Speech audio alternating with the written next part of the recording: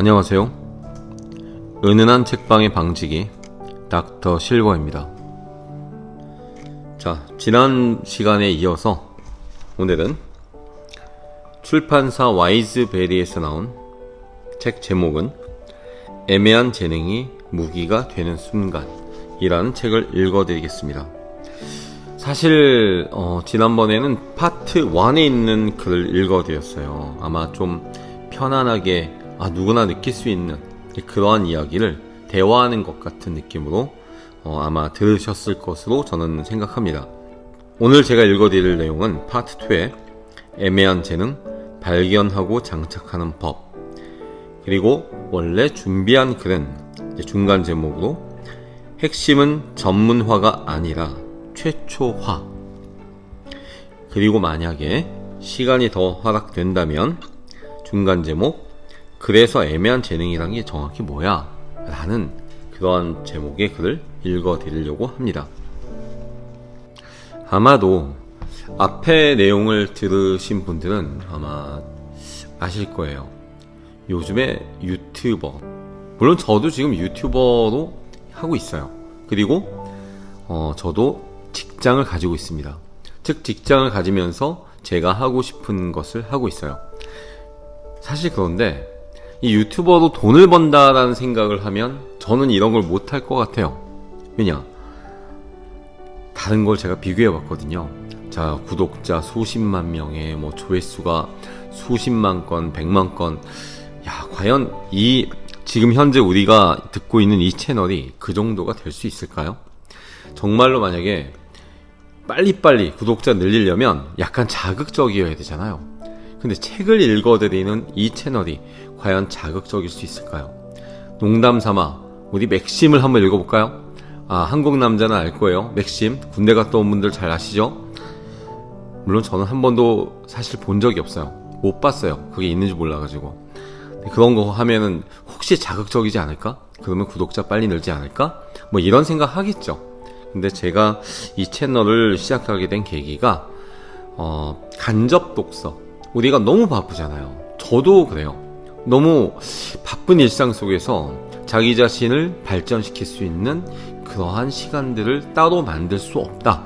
그렇기 때문에 출퇴근하는 시간, 버스 또는 지하철 또는 자가용으로 갈 때에 이런 이제 채널을 틀어놓고 듣기만 하면 간접적으로 독서가 되는, 그리고 잠을 자기 전에 뭔가 내 귀에 들려오게 하고 싶을 때, 또는 부엌에서 어떠한 일을 할 때, 설거지를 하거나 이럴 때 소일거리 삼아서 무언가 하면서 동시에 듣는다면 자연스럽게 어떤 작은 소양이라도 쌓을 수 있지 않을까, 이런 의미로 채널을 만들었습니다. 그래서 여러분에게 도움이 될 수 있는 그런 채널이 되기를 희망합니다. 자, 오늘 아까 제가 이제 말씀드렸지만 이제 오늘은 파트 2입니다. 그래서 애매한 재능 발견하고 장착하는 법이라는 이제 파트 2의 제목 안에 중간 제목으로 핵심은 전문화가 아니라 최초화라는 글부터 읽어드리겠습니다. 39페이지. 핵심은 전문화가 아니라 최초화. 입사한 지도 꽤 됐고 이제 일도 어느 정도 적응이 됐는데 왜 이렇게 허전하냐? 야, 외로워서 그런 거 아니야? 아니, 그보다 다른 사람들은 쉬는 날에도 바쁘게 움직이는 것 같은데 나만 덩그러니 아무것도 안 하는 느낌이라 뭔가 불안하고 그러네? 야, 너도 설치 미술 하면서 하고 싶은 거 하면서 살잖아. 그렇지. 그래서 나도 남는 시간에 뭔가 의미 있는 걸 해보고 싶은데 뭘 어떻게 시작해야 할지 모르겠네? 회사 동기가 심각하게 대화를 걸어왔다. 자초지종을 들어보니 퇴근 후 남는 시간에 무엇 해야 할지 고민 중이라고 한다. 유튜브나 작은 커뮤니티를 운영해보고 싶은데 어떤 주제로 어떻게 시작해야 할지 전혀 감을 잡지 못하고 있었다. 영미권 국가로 여행도 많이 다니고 영어 쓰는 걸 좋아하는 동기의 성향을 알고 있었기에 영어 관련 커뮤니티나 콘텐츠를 만들어 보는 건 어떻겠냐고 조언했다. 그러자 동기는 난색을 표했다. 토익 점수가 애매하고 평범한 게 불만이었다. 요즘 취업준비생들은 토익 점수 900점 넘는 게 흔한 일인데 나처럼 700점대 점수는 진짜 쓸모없지. 난 아무리 노력해도 800점을 못 넘더라. 야, 그런 점수로 무슨 영어 관련 활동을 하겠어? 사람들이 비웃을걸? 동기의 이야기를 듣다가 눈에 띄는 대목을 발견했다. 토익 점수가 800점까지는 안 오르는데 처음 토익 시험을 치르고 3개월 만에 700점을 만들었다는 것이었다. 그렇다면 좀 더 현실적으로 생각해 3개월 만에 토익 점수 700점 만들기를 콘셉트로 잡아 커뮤니티를 운영하거나 글을 써보는 건 어떨지 제안했다. 승진평가, 공기업 지원, 자격시험 지원 기준 등을 보면 800에서 900점까지는 필요 없고 700점만 돼도 통과되는 경우들이 꽤 많다. 오히려 높은 점수를 받는 노하우보다는 빠르게 700점을 만드는 법을 궁금해하는 사람들도 충분히 있을 법했다. 동기는 무릎을 탁 치며 좋다고 고개를 끄덕였다. 요즘은 그와 관련된 커뮤니티와 인터넷 강의를 만들 계획을 잡더니 한창 준비 중이다. 부정적이던 동기가 태도를 바꿀 수 있었던 요소는 무엇일까? 그리고 평범한 재능과 환경을 통해 남다른 결과를 만들어낸 일들에는 어떤 공통점이 있을까? 바로 그 포인트를 알아야 한다. 만약 여러분 앞에 2명의 대학생이 있다고 가정해보자. 학생 A는 학교를 다니며 지난 1년 동안 식당 한 곳에서 아르바이트를 했다. 반대로 학생 B는 한 달에 한두 개씩 다른 아르바이트를 했다. 그런 덕분에 지난 1년 동안 총 20개의 아르바이트를 경험했다. 한 가지 아르바이트를 1년 동안 꾸준히 한 대학생, 1년 동안 20개의 아르바이트를 찾고 경험한 대학생, 둘 중 어떤 사람의 지난 1년이 더 궁금한가? 그리고 아르바이트에 대한 조언을 구하거나 궁금증이 있을 때 누구한테 물어볼까? 많은 사람이 학생 B에게 궁금증을 갖고 질문을 할 것이다. 여기서 첫 번째 포인트, 1년에 아르바이트 20개 한 사람과 아르바이트 1개 하는 사람이라는 결과의 차이를 만드는 특별한 재능 같은 것은 없다. 물론 학생 B가 학생 A보다 조금 더 부지런해야 하고 매번 아르바이트를 찾는 번거로움을 감내해야 할 것이다. 하지만 한 달에 한두 개씩 아르바이트를 찾는 과정에 엄청난 노력, 시간, 비용, 재능이 필요한 건 결코 아니다. 오히려 새로운 걸 경험하거나 사람 만나는 걸 좋아하면 한 곳에서 계속 일하는 것보다 더욱 쉬운 일일 수도 있다. 남들보다 조금 더 새로운 걸 경험하고 사람 만나는 걸 좋아하는 정도? 딱 그거면 충분하다. 두 번째 포인트, 아르바이트를 1년 동안 20개를 구하고 경험하게 된다면 자연스레 아르바이트를 잘 구하는 법 또는 피해야 할 고용주 유형, 학업과 병행하기 좋은 아르바이트 찾는 법처럼 아르바이트에 대한 자신의 노하우가 쌓인다. 남다른 노하우가 있으면 지식의 최초 생산자가 될 수 있다. 예를 들어 1년 동안 아르바이트 20개 하면서 알아낸 피해야 할 고용주 유형 같은 콘텐츠를 생산할 수 있다. 글로 쓰든 동영상으로 찍어 올리든 카드 뉴스 형식으로 SNS에 게재하는 방법은 무궁무진하다. 또 조금 더 발전시켜 악덕 고용주를 피해 좋은 아르바이트를 찾아주는 작은 프로젝트나 비즈니스 커뮤니티를 운영할 수도 있다. 그런 정보들은 노동 분야 박사학위, 노무사 자격증을 가진 사람들이 제공하는 내용과는 전혀 다를 것이다. 직접 아르바이트를 하면서 쌓은 경험을 기반으로 만든 그 사람만의 콘텐츠다. 만약 아르바이트를 구하고 있는 사람이라면 또는 악덕 고용주 때문에 고생한 적 있는 사람이라면 자연스레 관심을 가질 만한 글, 영상, 커뮤니티가 될 것이다. 또 노무사를 찾아가기에는 망설여지는 어중간한 상황이라면 오히려 학생 B가 더욱 필요할 수 있다. 남들보다 아르바이트 더 해본 게 특별한 것은 아닐 수도 있다. 하지만 자신의 경험과 재능을 한층 살리는 순간 아르바이트라는 평범한 주제, 관심, 경험을 가지고도 매력적인 프로젝트나 콘텐츠를 충분히 생산해낼 수 있다. 핵심은 전문화가 아니라 최초화다. 데이비드 리스 이전에 연필깎이 장인이란 분야는 없었다. 그가 곧 연필깎이와 관련된 최초의 체계화된 지식 생산자다. 내가 직장인 아티스트라는 타이틀을 가지고 활동하기 전까지 사무직 직장인이 설치 미술 작가로 활동하는 전례는 없었다. 영어로 고민하던 동기도 비슷하다. 토익 점수 높게 받는 법이 아니라 3개월 만에 토익 700점 빠르게 만들기는 내 동기만이 만들 수 있고 그가 최초로 생각해낼 수 있는 지식이다. 토익 고득점을 얻기 위한 노하우는 세상에 너무나 많다. 하지만 3개월이란 짧은 시간 안에 토익 700점을 빠르게 만드는 방법에 대한 요령은 거의 없다. 그것으로 그 동기가 10개의 영어 강의를 만든다면 이 주제의 최초 지식 생산자가 되는 것이다. 한편 최초 지식 생산자가 된다는 것은 곧 그 단어에 대한 독점적 지위를 가진다는 것을 의미한다. 단어를 독점하는 방법은 두 가지다.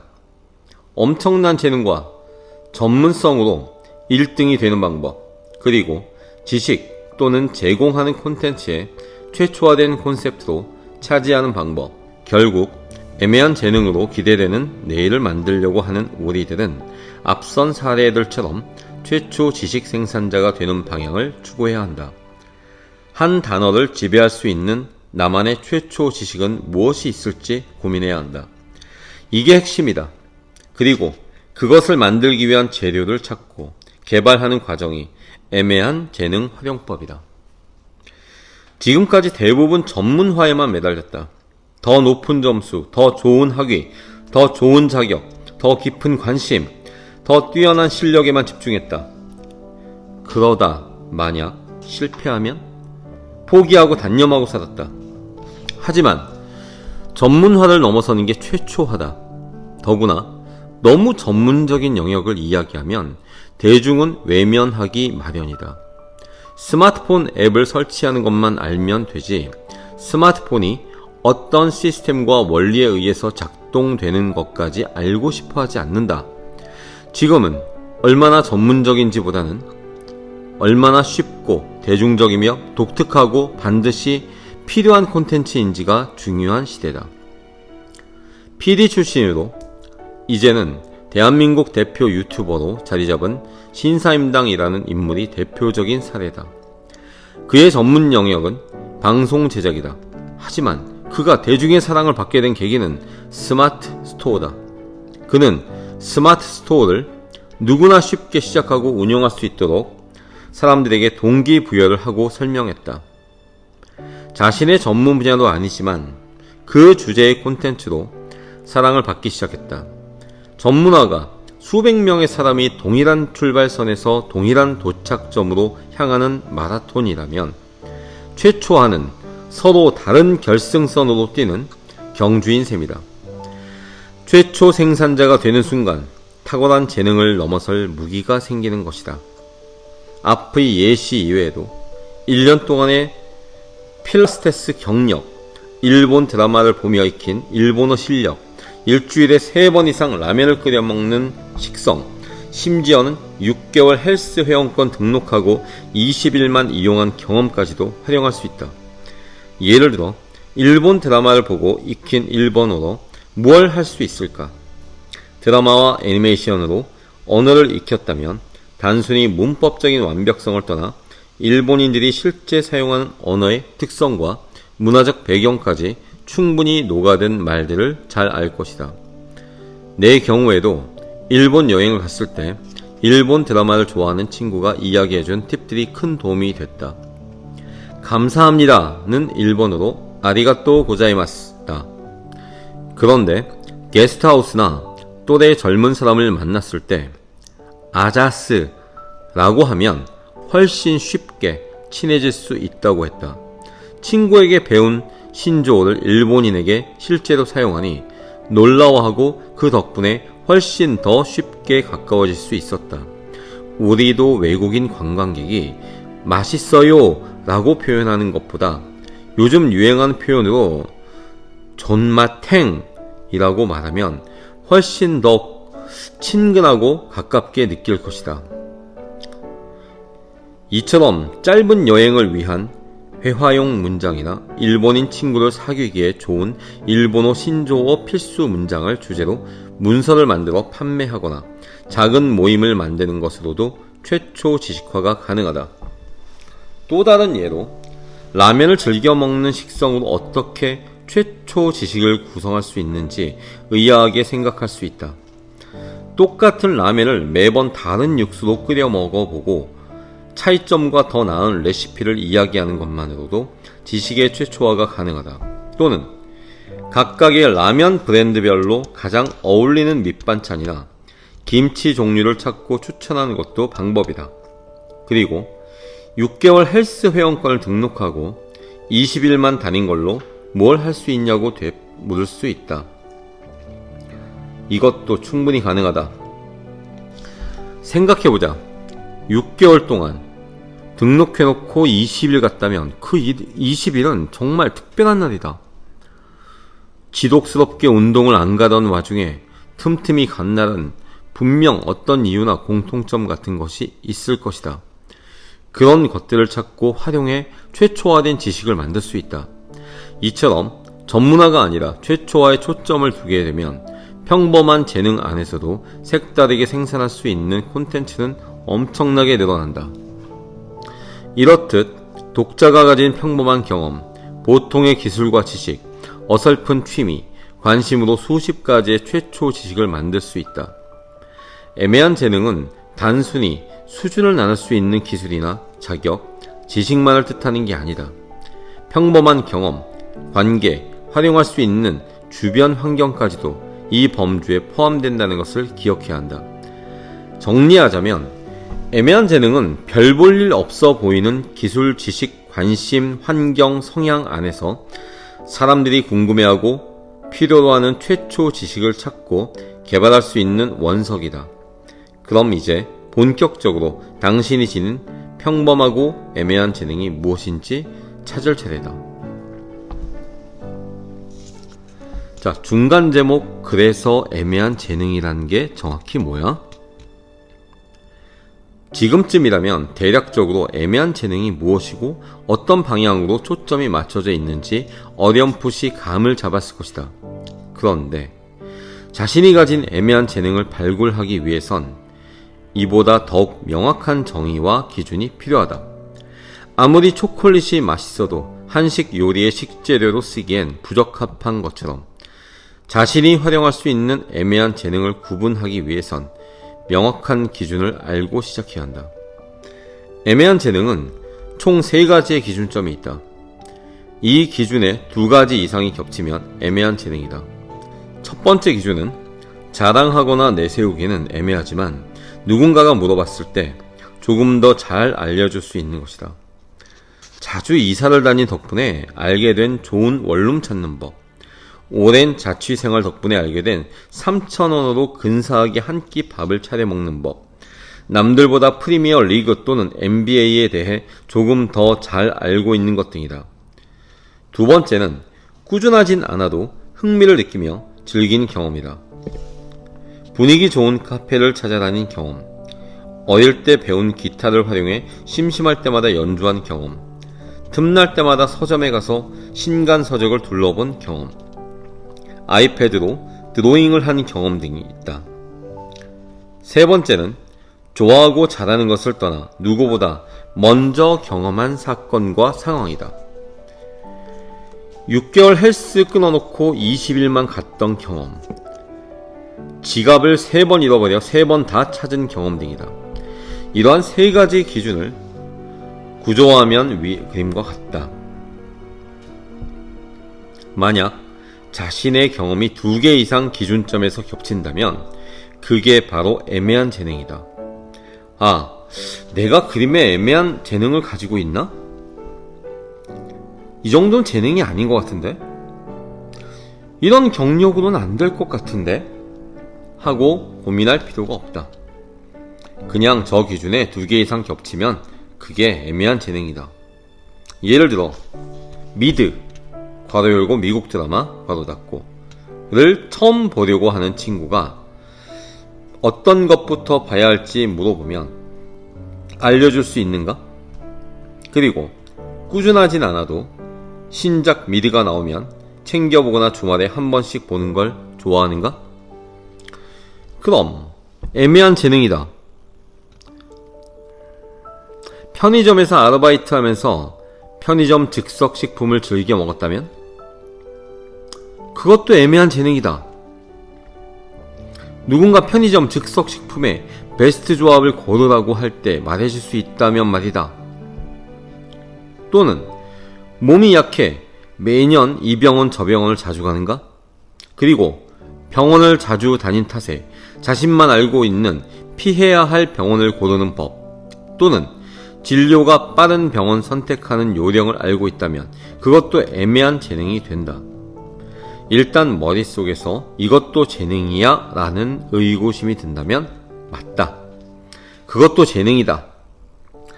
당신이 경험한 적 있고 조금 더 잘 알고 있으며 누군가가 물으면 답할 수 있는 각각의 기술, 정보, 경험, 환경이 바로 애매한 재능이다. 지금 시대에 연필 깎는 기술로도 책을 쓰고 밥벌이가 되는데 무엇이라고 불가능하겠는가? 중요한 것은 나다. 줄곧 말해왔듯 남들보다 더 잘하는지 못하는지가 기준이 아니다. 재능의 수준을 생각하지 말자. 우리는 남들보다 더 잘하는 걸 찾는 게 아니다. 내가 편하게 느끼고 조금 더 잘 알고 조금 더 좋아하고 궁금해하는 걸 찾아 매력적인 콘텐츠로 바꾸는 것이다. 마음 편히 생각하자. 친구가 물어보면 간단히 알려줄 수 있는 정도, 꾸준히 하지 않더라도 가끔씩 기분 좋게 즐기는 그것이 애매한 재능이다. 자, 애매한 재능 기준 1. 다른 사람보다 조금 더 잘 아는 것. 자랑하기엔 부족한데 그 분야에 대해 모르는 사람이 물어보면 알려줄 수 있는 정보. 2번째, 작지만 흥미를 느끼는 것.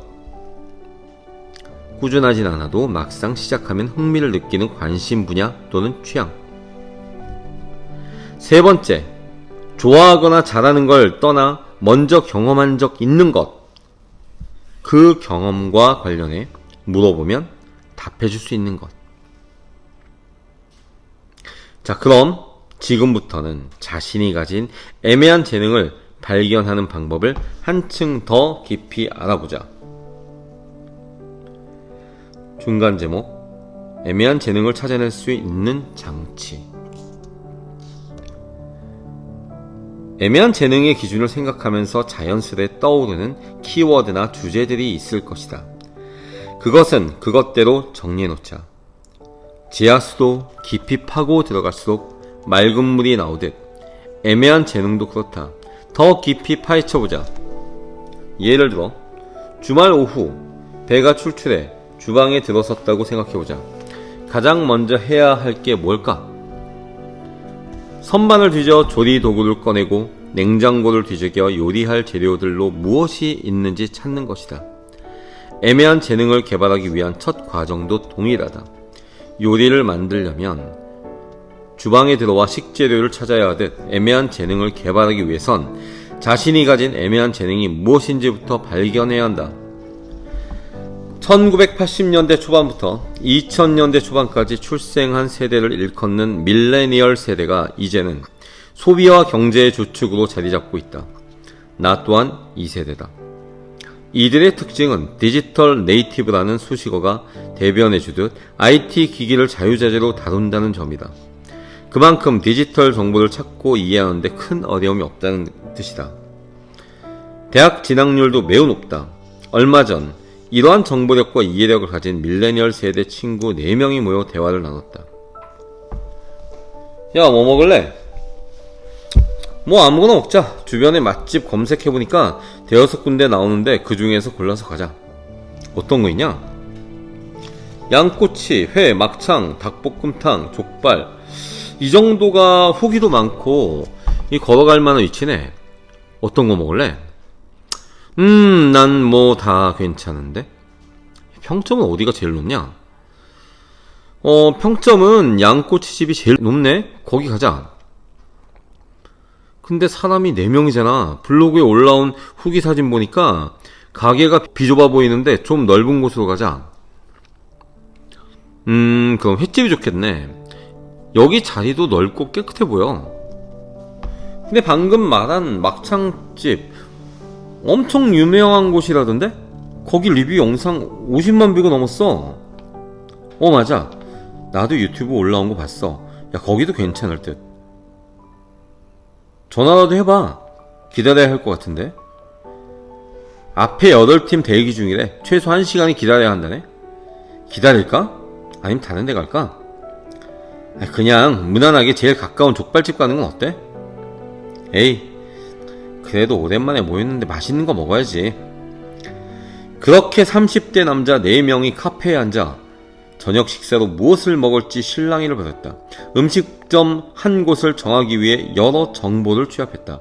그리고 결국 가장 신뢰할 수 있는 방법을 택했다.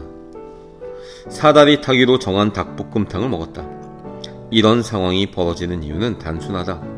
음식점에 대한 정보가 없기 때문이 아니라 지금 맛있는 걸 먹고 싶은 건지, 편한 공간에서 먹고 싶은 건지, 유명한 곳에 가서 먹어보고 인증샷을 남기고 싶은 건지, 다시 말해 무엇을 원하는지 명확하지 않고 서로 합의가 안 됐기 때문이다.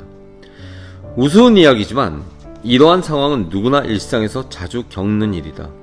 비단 밥 먹을 때 여럿이 모여 있을 때가 아니어도 혼자 어떤 선택을 하거나 중요한 진로를 고민할 때도 비슷한 상황이 벌어진다. 우리는 정보가 넘쳐나는 시대를 살고 있다. 이런 말조차 식상하게 느껴질 정도로 정보 과잉 현상을 쉽게 체감할 수 있다.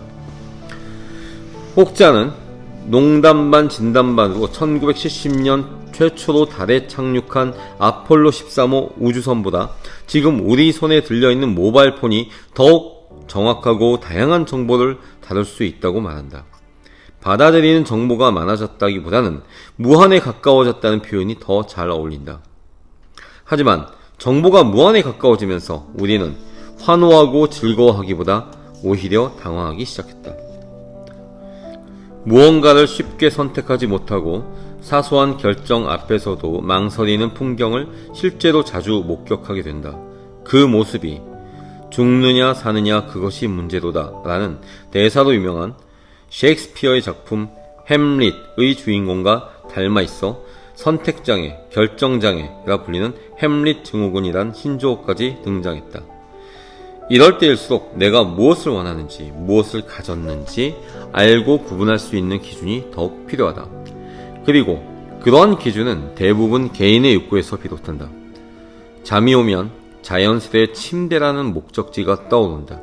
배가 아프면 화장실 또는 약국, 병원 같은 목적지가 생각난다. 만약 지금 잠이 오는지, 배가 아픈지, 배가 부른지 모르는 상황이라면 아무리 좋은 정보가 넘쳐나도 어떤 것도 할 수 없게 된다. 결국 자신이 가진 욕구를 명확하게 인지해야 수많은 정보와 선택지 앞에서도 당황하지 않을 수 있다.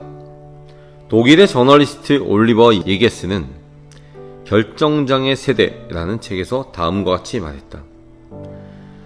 우리 세대에게는 무엇이든 허락되고 그래서 무엇이든 할 수 있다. 선택의 범위도 그만큼 넓어진다. 그러다 보니 오히려 뭐든 좋으니 어떤 기준이 있었으면 좋겠다는 마음도 듣기 마련이다. 이 말을 다르게 이야기한다면 뭐든 좋으니 내가 어떤 욕구를 지녀야 하는지 알려줬으면 좋겠다고 말하는 것과 마찬가지다. 가장 수준 높은 교육을 받은 세대, 그 세대가 자신이 가져야 할 욕구, 자신의 가진 욕구를 남에게 알려달라고 하는 아이러니한 상황이다. 그렇다면 우리가 이러한 상황에 놓인 이유는 뭘까? 성인이 되어서도 진로를 고민하고 방황하는 사람들이 한국에는 왜 이렇게 많을까? 한국 사회에서 교육은 성역으로 통한다. 교육과 배움이란 카테고리는 모든 것을 용인하게 만드는 신비한 힘을 지니고 있다. 급격한 경제개발과 정책 속에서 사람이 자원이란 인식 아래 배움을 갈구하고 동경했다. 시대는 빨리빨리를 외쳤고 말 그대로 한강의 기적을 이루었다. 그리고 우리는 배고픔이란 굴레를 떨쳐낼 수 있었다. 하지만 그 빨리빨리는 교육 속에서도 배어 들어갔다. 누가 더 많은 것을 빨리 외우는가, 더 빨리 적는가, 더 적게 틀리는가로 학생도 학교도 수직서열화 되어버렸다. 그 자체는 나쁘거나 틀린 것이 결코 아니다. 당대 상황과 분위기, 조건을 따졌을 때 최선의 방법은 아닐지라도 분명한 차선이었음은 기적과 같은 한국 경제와 사회의 성장을 통해 여실히 증명된다. 다만 그 차선의 부작용을 무시해선 안 된다. 모든 것은 빨리빨리라는 기준으로 평가되고 만약 내게 들어온 정보에 수긍하지 않고 저항하거나 고뇌하는 순간 뒤처져 버린다. 그런 시스템 속에서 정보를 빠르게 받아들이는 자가 승자가 되기에 내 가치 기준은 내가 아닌 사회 가치의 기준과 동일시 되어버린 것이다. 우리의 지난 교육 방식 속에서 자신의 주체적이고 지극히 개인적인 기준과 논리는 큰 힘을 발휘하지 못하기에 자신의 생각을 가지지 않는 행위와 결과가 당연히 원리처럼 흘러가 버렸다. 그것이 앞서가기 위해 훨씬 유리하기 때문이다. 결국 이는 다름을 틀림으로 인식하게 만들었고 다름에 대한 두려움을 낳았다. 사회 가치 기준과 자신을 동일화함으로써 답습에 젖어버리고 멈추어 사색하는 시간을 불안해하기 시작했다. 스스로 생각해 무엇을 좋아하고 싫어하는지, 그것을 토대로 무엇이 중요하고 덜 중요한지 판단하는 데 익숙해지지 못했다. 그래서 탄탄한 관념의 목조를 지어 외부의 주입, 질문 속에서 자신을 잃지 않고 유지할 태도를 형성하는 데 어려움을 느낀다. 인간 행동을 연구하는 행동과학의 시각에서 행동의 가장 큰 원인은 욕구다. 하지만 중고등학교 시절엔 좋은 대학에 대한 욕구만 가져야 해. 혹은 이 시절에 예술하려는 욕구는 어긋나는 거야. 그림 그리고 살면 밥 못 먹고 살아. 라는 말에서 느낄 수 있듯 개인의 세밀한 욕구마저 눈치를 보며 가졌기 때문에 성인이 된 지금 자신의 욕구 파악에 더 많은 어려움을 겪고 있다. 결론적으로 우리에게 내재된 욕구가 없어서 헤매는 것이 아니다. 그 욕구를 마주할 명확한 장치를 마련하지 못한 것이다. 이제라도 욕구를 찾을 장치를 마련해야 한다. 그렇다면 그 장치는 무엇일까? 어떻게 마련해야 할까? 세계적인 기업들이 어떻게 대중의 욕구를 관찰하고 예측하는지 살펴보면 힌트를 얻을 수 있다. 가장 합리적이고 똑똑한 사람들이 모여 의사결정을 하고 행동하는 집단, 그 중에서도 최상위에 속하는 기업들이 우리의 욕구를 어떻게 파악하고 있는지 살펴보면 답은 나온다. 자, 여기까지 56페이지입니다. 자, 오늘 제가 좀 빨리 읽었어요. 이게 빨리 읽으려고 빨리 읽은 건 아닌데, 아마 여러분들이 시사 프로 같은 데서 이런 이야기를 많이 들을 것 같아서 좀 빨리 읽어봤는데, 중요한 것은 지금 이 글의 내용을 통해서 자기 자신에게 한번 투영해 볼 필요가 좀 있는 것 같아요. 즉, 아까 이런 게 있었죠. 애매한 재능 기준. 그것만 다시 한번 제가 읽어 드릴게요. 다른 사람보다 조금 더 잘 아는 것, 작지만 흥미를 느끼는 것, 좋아하거나 잘하는 걸 떠나 먼저 경험한 적이 있는 것. 개인적인 얘기를 해볼까요? 저는 사실 이런 일을 하고 있어요. 제가 하는 일이 아무래도 제가 다른 사람보다는 확실히 조금 더가 아니라 많이 잘 아는 분야이고, 솔직히 저는 흥미라고 말하기엔 좀 그런데 상당히 제 일에 대해서 흥미를 가지고 있어요. 그리고 어떻게 보면 다른 사람들이 경험하지 않고 또는 같은 분야지만 제가 무언가를 계획을 하고 해나가는 그런 좀 남보다 먼저 경험하는 이제 그런 과정으로도 일을 할 수가 있어요. 그런데 저에게 문제가 있습니다. 솔직히 제가 이 분야에서 일을 상당히 좀 잘한다고 평가를 받고 있다 보니 월급도 많고 한데 너무 일이 많아져요. 그러니까 이게 어떻게 보면 저 자신의 그 삶의 질을 좀 많이 떨어뜨리죠. 일이 너무 많은 거예요. 일이. 그러니까 어떻게 보면 이건 애매한 재능 기준이라고 여기서 이제 얘기한 세 가지 이 기준보다 저는 좀 애매한 재능 기준이 아니라 진짜 재능에 속하는 일을 하고 있는 걸지도 몰라요. 그런데 사실 무엇이든지 지금 내가 느끼는 이 애매한 재능 기준이 해보다 보면 그게 진짜 자기의 재능이었구나 라는 것을 느낄 수도 있거든요. 그래서 성공하게 되는 경우도 굉장히 많습니다. 실제로 저도 또 제 주변에 또 이 지은이가 말한 것처럼 정말 그런 것들을 많이 목격을 해요. 그래서 이 책이 또는 이 책의 내용이 여러분에게 현재 무언가에 자신감을 갖지 않고 있는 또는 갖지 못하고 있는 수많은 분들에게 자신의 애매한 재능을 통해서 어떤 자신감 있는 재능을 만들어 나갈 수 있는 그런 계기를 만들어 줄 수 있는 내용으로 받아들여질 수 있으면 좋겠다라는 생각을 합니다. 자, 오늘도 모르겠어요. 이게 긴 시간이라고 해야 될지. 저는 항상 이렇게 영상 하나 찍을 때마다 약 30분에서 35분, 길면 짧으면 25분 이렇게 만들고 있는데